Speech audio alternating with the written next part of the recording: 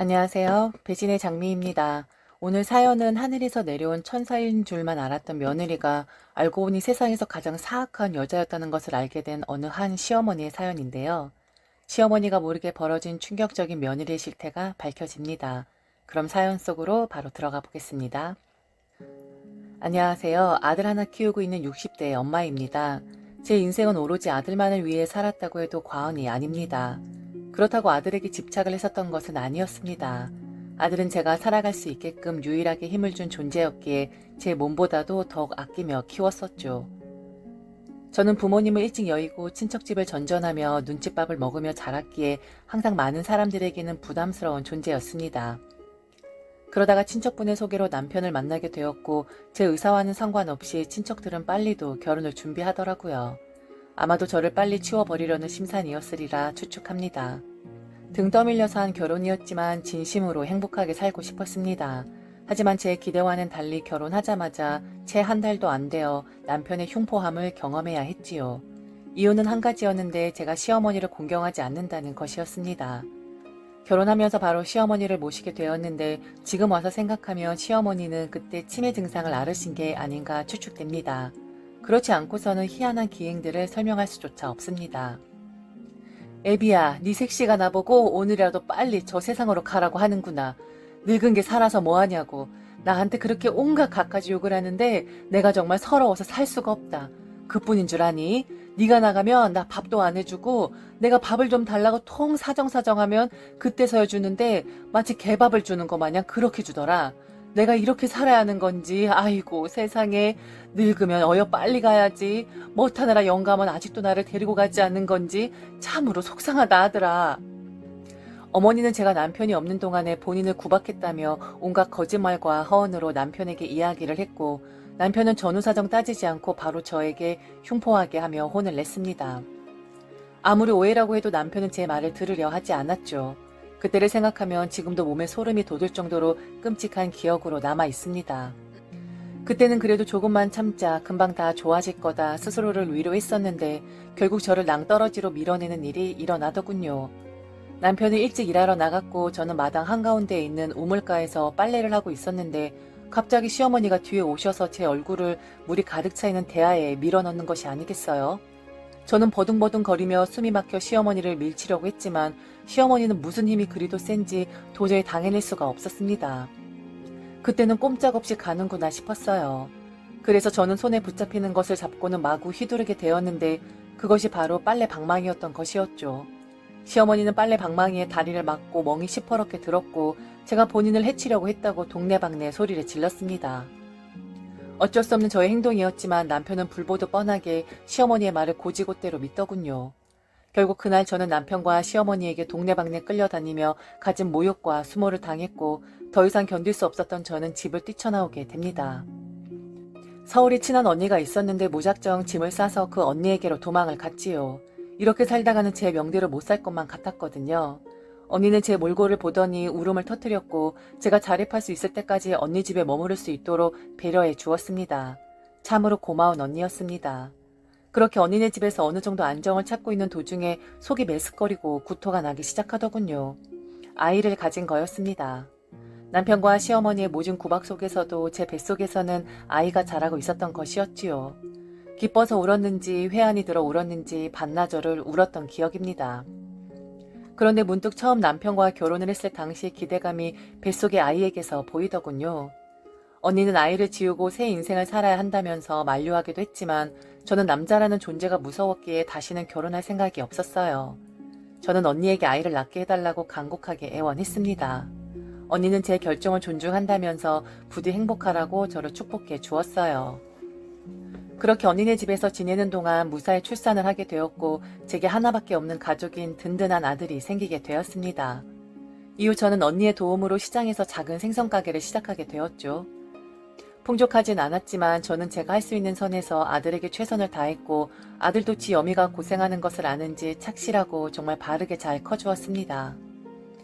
점점 커가면서 아들은 효자 중에 효자가 되었어요. 제 몸에서 나는 생선 비린내를 단 한 번도 부끄러워하지 않았고 학교가 끝나면 항상 시장에 와서 생선 손질을 도울 정도로 지 어미를 생각하는 그런 착한 아이로 잘 자라주었습니다. 꼭 열심히 공부하고 성공해서 엄마를 편안하게 모시겠다는 말도 제 귀에 인이 박히도록 했었어요. 그런데 생각보다 공부는 잘 하지는 못했죠. 다만 운동신경은 좋았던 터라 비록 지방이지만 4년제 사회체육학과를 나왔어요. 그리고 대학을 졸업하고는 아들은 보안 업무를 담당하는 회사에 취직을 하게 되었습니다.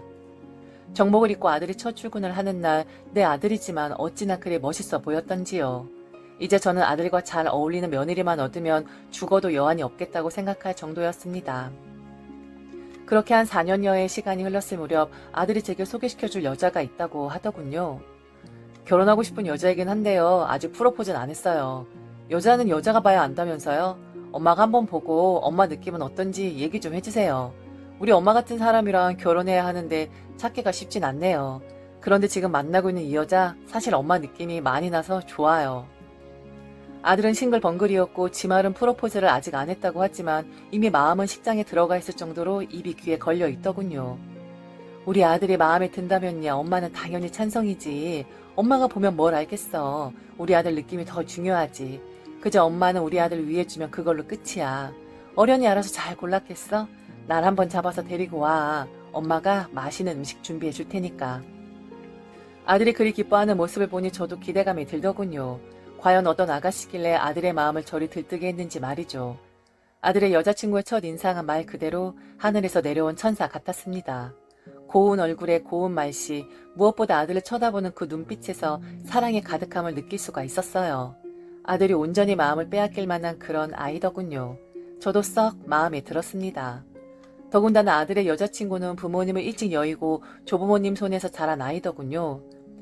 동명상련이라고 저는 아들의 여자친구가 가여워 보이면서도 더 정이 갔습니다. 그렇게 둘은 결혼하여 저희 집에서 30분 정도 되는 거리에 신혼살림을 차렸어요. 한의원에서 간호조무사로 일하던 며느리는 보안요원으로 일을 하는 아들의 건강관리에 많은 도움을 주는 듯 했습니다. 서당계 3년이면 풍어를 읊는다고 곧잘 아들에게 부항과 수지침 같은 것을 놓아주더군요. 천생연분인 것 같았죠. 또한 아들의 체력 관리를 위해 주말마다 등산을 함께 하는데 그 모습이 얼마나 보기 좋던지 제가 다 흐뭇해지는 것 같더군요. 힘들게 살아온 제 인생이 아들의 행복함으로 인해 보상받는 듯 했어요. 그리고 이 행복이 영원하기를 기도하고 또 기도했지요. 하지만 주책맞게 행복해하던 저를 누군가 질투라도 했는지 신께서는 제게 시련을 안겨주시더군요. 어느 날 주말에 전화가 미친 듯이 울렸습니다. 며느리는 급하고 떨리는 목소리로 병원이라고 하더군요. 아들이 다쳤다고 저보고 얼른 오라고 하더라고요. 미친 여자처럼 뛰어나가 병원으로 도착한 저는 망연자실할 수밖에 없었습니다. 며느리는 저를 보자마자 부여잡고 하염없이 눈물만 흘렸고 저는 지금 이게 무슨 상황인지 도무지 납득이 가질 않았습니다. 가지 말라고 더욱 강하게 말렸어야 했는데 그러질 못했어요.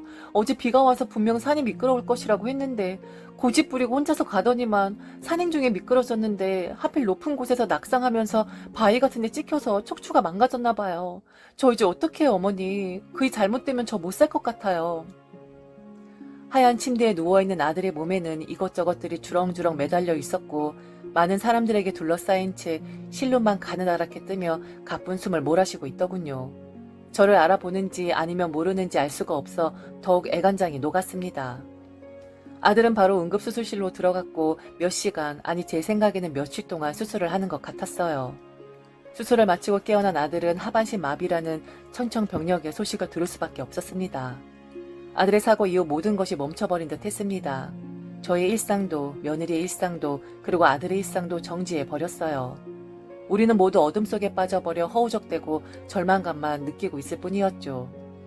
그래도 저는 엄마에게 힘을 내야만 했습니다. 우선 며느리에게 아들을 우리 집에서 지내게 하겠다고 이야기를 했어요. 그랬더니 며느리가 만류하더군요. 아니에요, 어머니. 이 사람의 보호자는 이제 어머님이 아니라 저예요. 제가 돌봐야 하는 사람이라고요. 하반신 마비면 어떻고 전신 마비면 또 어때요? 저 이 사람 반드시 일어나게 할 자신 있어요.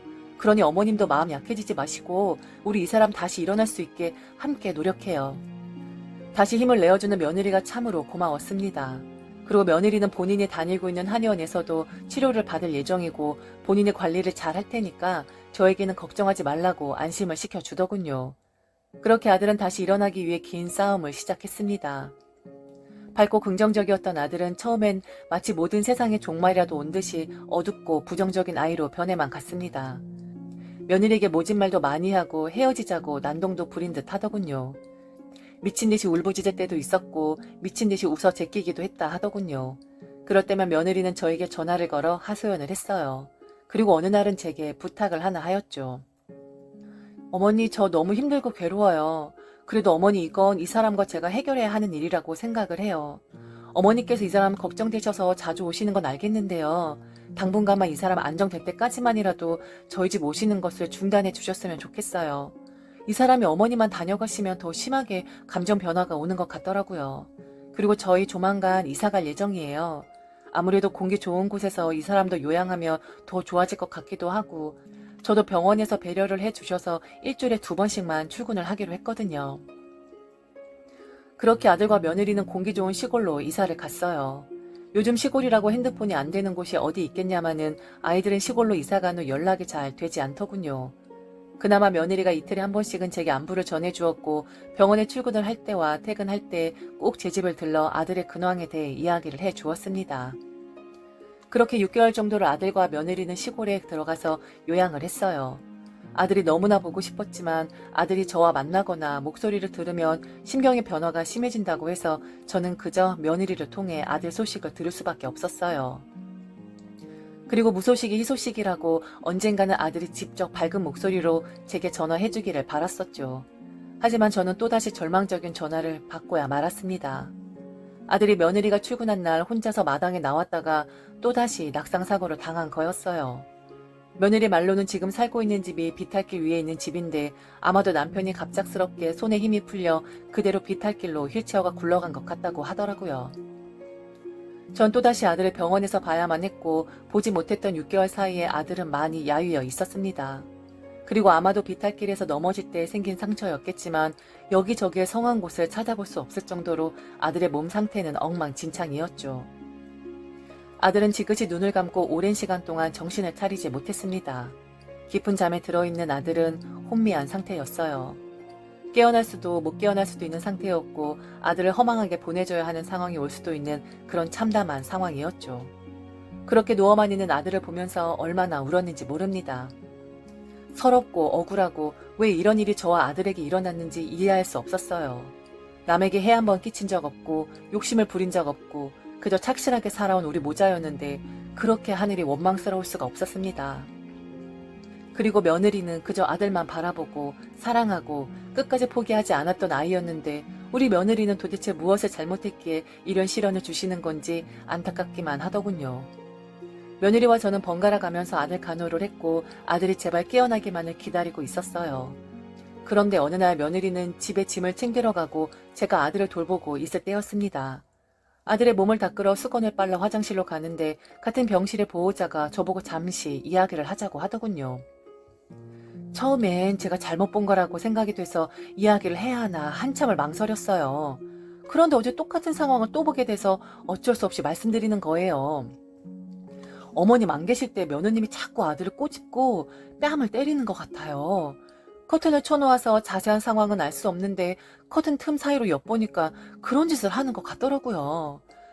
그리고 며느님, 아이고 세상에 나는 그렇게 사나운 여자는 처음인 것 같아요. 김병에 효자 없다고 며느님 고생하는 건 알겠는데 이건 좀 아니다 싶어서 말씀드리는 거예요. 원래부터 며느님하고 아드님이 사이가 많이 안 좋았나 봐요. 전 믿을 수가 없었어요. 천사 같은 며느라이가 아들에게 해를 끼칠 만한 행동을 하는 그런 아이는 절대로 아니었거든요. 그런데 곰곰이 생각을 해보니 시골로 이사를 간 뒤 저를 오지 못하게 했던 일과 아들과 전화통화조차 못하게 했던 일들이 생각이 나더군요. 그리고 분명히 힘을 내서 재활에 힘을 쓴다고 했는데 6개월 만에 본 아들의 모습은 초췌하다 못해 인생을 포기해버린 사람의 모습이었거든요. 의심하고 싶지 않았지만 계속 의심이 가더군요.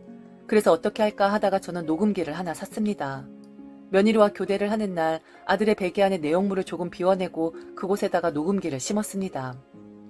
며느리와 교대를 하고 초조하게 다음날이 되기를 기다렸어요. 이윽고 교대할 시간이 되었고 전 아들의 베개 안에서 녹음기를 꺼내어 들었죠. 한참 동안 부스럭대는 소리가 들렸고 이후 클래식 음악 소리가 나더군요. 그리고 며느리의 흥얼거리는 소리가 천천히 들리기 시작했습니다. 그렇게 오랫동안 음악 소리와 며느리의 흥얼대는 소리와 부스럭대는 소리만 들리더군요. 그래, 내가 지금 무슨 짓을 하고 있는 거지? 며느리가 얼마나 고생하고 있는데 그 천사 같은 아이를 오해할 수가 있는 거지? 나도 어쩔 수 없는 시어머니였구나. 괜히 본 적 없는 옆편의 소리만 듣고 우리 천사 같은 며느리를 의심하다니 난 정말 천벌받을 행동을 한 거야. 라고 생각하며 녹음기를 끄려고 하는 순간 며느리가 작은 목소리로 아들에게 하는 소리가 들리더군요. 저는 그 이야기를 듣고 소스라치게 놀랄 수밖에 없었습니다. 가슴을 요동을 쳤고 손발은 떨리고 갑자기 며느리 얼굴이 떠오르며 공포감에 휩싸일 수밖에 없었습니다. 넌 도대체 언제까지 이 상태로 죽지도 살지도 않은 상태로 있을 거야? 처음에는 안진뱅이가 돼서 나를 그렇게 힘들게 하더니만 이제는 저 세상으로 가지도 않고 아예 드러누워 버리는 거야? 너는 일어나도 이제 아무짝에도 쓸데없는 인간이야. 살아도 사는 게 아니라 모든 사람들한테 짐이 되는 그런 존재가 되는 거라고. 들리는 거 다 알아. 너 일어나봤자 또 나한테 험한 꼴만 당할 거야. 그러니 제발 일어나려고 애쓰지 말고 그냥 얼른 가. 나도 네 보험금 좀 타서 좀 행복해보자. 1년여간 병수발 해줬으면 충분하지 않아? 가슴이 미어짐과 동시에 저는 충격에 휩싸일 수밖에 없었습니다. 그렇게 믿었던 며느리였는데, 천사 같았던 며느리였는데 어떻게 이런 일이 일어날 수가 있는 건지 도저히 듣고도 믿을 수가 없었습니다. 확인을 해야만 했어요. 며느리가 진짜 아들을 괴롭히고 못살게 했는지, 정신적으로 육체적으로 나쁜 행동을 했는지 확인해야만 했습니다. 저는 잠시 아들을 혼자 두고 집으로 와 며느리에게 퇴근을 하면 집으로 좀 와달라고 이야기를 했어요. 몇 시간 뒤 며느리는 도착을 했고 짐작이라도 한 듯 얼굴은 어둡더군요. 저는 아무 말 없이 녹음기를 꺼내 며느리에게 들려주었습니다. 그래, 김병에 효자 없다고 하더라. 너도 괴로웠을 것이고 힘들었을 거라 생각해. 하지만 네 남편이지 않니? 니들 사이가 좀 좋았니? 어떻게 이럴 수가 있어? 감당을 못할 것 같으면 나에게 이야기라도 할 것이지. 도대체 무슨 일이 있었던 거니? 며느리는 마음을 가다듬기라도 하듯 한숨을 한 번 쉬더니 이야기를 시작했어요. 어머니도 들으셨으니 아시잖아요. 네, 저 그이 빨리 이 세상에서 없어졌으면 좋겠어요. 제가 얼마나 힘들었는지 아세요? 처음부터 저도 그랬던 건 아니었다고요. 처음엔 저도 기적이 일어날 것이라고 믿었고 또 그렇게 만들겠다고 다짐했어요. 그런데 점점 저에게 성질을 부리고 앙칼지게만 행동하는데 그걸 버틸 여자가 어디 있겠어요? 어머니라도 그러셨을 거예요. 그런 눈으로 저를 원망하지 마세요. 천사 같았던 며느리는 휠체어에 앉아있는 아들에게 모질게 행동을 한 듯 했어요. 그럼에도 불구하고 제 앞에서 죄송하다는 말 한마디 안 하는 며느리를 도저히 용서할 수가 없었습니다. 힘들었으면 제게 이야기라도 할 것이지. 그럼 내 자식이니 내가 떠안았을 터인데 너무 원망스러웠습니다. 저는 며느리를 아들 학대로 고소하기로 마음을 먹었고 그간 한 번도 가지 않았던 아들이 머무르던 시골집으로 갔어요. 아들이 머무르던 방은 충격 그 자체였습니다. 괴로움을 호소하려고 했는지 벽지는 모두 다 뜯어져 있는 상태였고 아들의 침대며 옷가지며 위생 상태도 엉망이더군요. 도대체 며느리는 아들에게 무슨 짓을 한 건지 뭘 그리 보살폈다고 하는 건지 도무지 이해가 가질 않았어요. 서러운 나머지 눈물을 흘리며 아들의 짐을 정리하는데 책상 구석에 작은 수첩이 하나 있더군요. 그 수첩을 열어보니 아들이 쓴 일기였습니다. 글들을 읽어 내려가며 저는 다시 한번 충격에 휩싸일 수밖에 없었습니다. 수첩 안에는 그동안 아들이 며느리에게 모질게 당했던 일들이 고스란히 적혀져 있었습니다. 아들에게 제대로 된 밥도 안 주고 마비되어 버린 다리를 꼬집고 바늘로 찌르는 행동을 일삼았으며 더 기가 막힌 것은 아들 면전에 대놓고 외간 남자를 불러들여 외도를 일삼았던 것이었지요. 아들은 모든 것을 체념한 듯했고 제게 이 사실을 알려봤자 제게도 본인이 짐이 될 것이라고 생각하여 그저 며느리의 만행들을 보고만 있었던 거였습니다. 그리고 마지막 페이지에 아들은 스스로 본인의 삶을 놓으려고 했는지 제게 면목 없고 미안하다는 말을 적어 놓았더군요. 아들은 비탈길에 실수로 미끄러진 것이 아니라 스스로 본인 몸을 비탈길에 맡긴 것이었습니다.